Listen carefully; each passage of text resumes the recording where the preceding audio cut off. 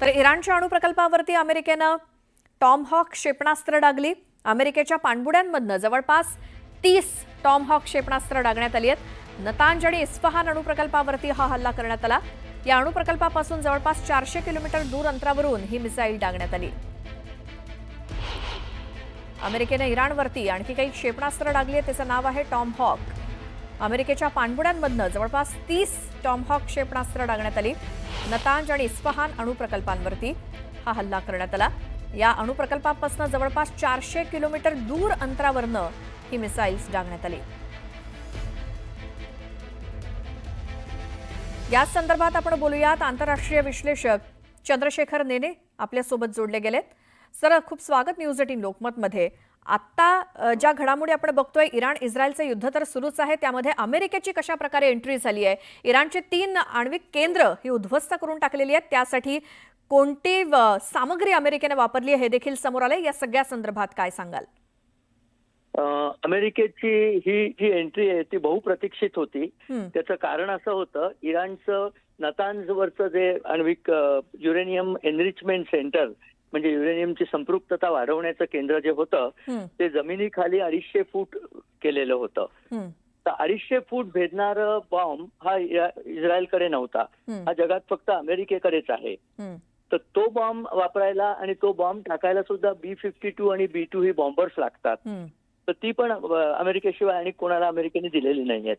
त्यामुळे अमेरिकेने हा बॉम्ब टाकणं अतिशय आवश्यक होतं, कारण हे जर केंद्र उद्ध्वस्त झालं नसतं तर इराणने पुन्हा अणुबॉम्ब बनवायला सुरुवात केली असती। तर त्याकरता अमेरिकेची आवश्यकता होती।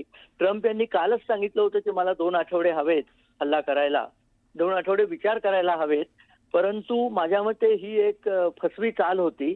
आणि आजच पहाटे 4:15 वाजता त्यांनी हा हल्ला केला आणि नतांज, इस्फहान आणि फोर्डो या तिन्ही ठिकाणी अमेरिकेने इराणचे युरेनियम संपृक्तीकरणाचे कारखाने उद्ध्वस्त करून टाकलेले आहेत। आता इराण आण्विक युगामध्ये तरी 50 वर्ष मागे फेकला गेलेला आहे आणि त्या अर्थाने एका अर्थाने जग त्यामुळे थोडं सुरक्षित झालं असं म्हणायला हरकत नाही, कारण अण्वस्त्र इराणला मिळाली असती तर त्यांनी ती दहशतवादी गटांना दिलीच नसती असं सांगता येत नाही। बरं, दुसरीकडे अमेरिकेकडनं आवाहन केलं जाते आता इराणला की शांतता स्वीकारा, मात्र दुसरीकडे इराणकडनं देखील तसंच प्रत्युत्तर आलंय की आता युद्ध तुम्ही सुरू केलंय, शेवट आम्ही करणार। हो, आता असं आहे की इराणी राज्यकर्त्यांना स्वतःच्या लोकांकरता काहीतरी स्टेटमेंट करायला लागतं। त्या स्टेटमेंटला खरं म्हणजे काही अर्थ नाहीये, कारण इराणची अण्वस्त्र काढून टाकली तर इराणमध्ये अमेरिकेच्या वरती हल्ला करण्यासारखं काहीही सामर्थ्य नाहीये। बरं, अमेरिकेने याच्या आधी सुद्धा इराणला सांगितलं होतं की तुम्ही अण्वस्त्र जर वापरली नाही तर आमचं तुमच्याशी काही भांडण नाही, अण्वस्त्र बनवण्याचा कार्यक्रम सोडून दिला तर आपण शांतता करूया। त्याच्यावरती इराणनी प्रतिक्रिया दिली होती की आम्ही काही झालं तरी हा कार्यक्रम सोडणार नाही। आणि आता अमेरिकेने पुन्हा तेच पुनरुक्ती केली आहे की आता अण्वस्त्र संपली, आता तरी शांतता करूया। पण आता इराण अशा मार्गावर गेलेला आहे की त्यांच्या राज्यकर्त्यांना तिथून मागे परत फिरणं शक्यच नाहीये, ते इतके पुढे गेलेले आहेत। त्यामुळे ते आता लढू म्हणतील। माझ्या मते इराणमधले राज्यकर्ते बदलण्याखेरीज याचा अंत येणार नाही आणि अमेरिका त्याच मार्गाने सध्या चाललेली आहे की इथली राजवट ही मुल्ला मौलवींची राजवट उलथून टाकून तिथे जर खरीखुरी लोकशाही आणता आली, जी इराणमधल्याही बहुसंख्य लोकांना हवी आहे, त्यांना सुद्धा या मूल्यांची राजवट नकोय आता, असं बऱ्याच सर्व्हेमधनं आलेलं आहे। तर बहुतेक आता येत्या 5-7 दिवसात ती राजवट जर संपली तर हा इथे शांतता प्रस्थापित होईल, थोडे दिवस चालेल। बरं, तिथे खामेनेंनी आपले 3 जे पुढचे जनरेशन आहे त्यांची नावं जाहीर केलेत, मात्र स्वतःच्या मुलाचं मात्र नाव नाहीये त्याच्यामध्ये। त्याचं एक कारण असं आहे की इथे असं साधारण होतंय, त्यांनी एकदा पुढचे जाहीर केले की पुढच्यांना कोणीतरी मारून टाकतंय। हमास आणि हिजबुल्ला इथे तर त्यांनी पुढचा जाहीर केला की लगेच त्याचा खून होतो। खून म्हणजे हत्या होते त्याची, अमेरिका किंवा इस्रायलच्याकडनं। तर आपल्या मुलाला वाचवण्याकरता बहुतेक खामेनी यांनी सांगितलंय की हे 3 गेले की माझा मुलगा ऑटोमॅटिक तिथे येईल। परंतु आता मला वाटत नाही की या मुल्ला मौलवींची राजवट फार दिवस चालेल। बरं, आता इराणचे हे 3 आण्विक केंद्र उद्ध्वस्त केल्यानंतर आता काय शिल्लक राहिले? आता जे काही प्रत्युत्तर दिलं जातंय इराणकडनं ते कोणत्या बेसिसवर?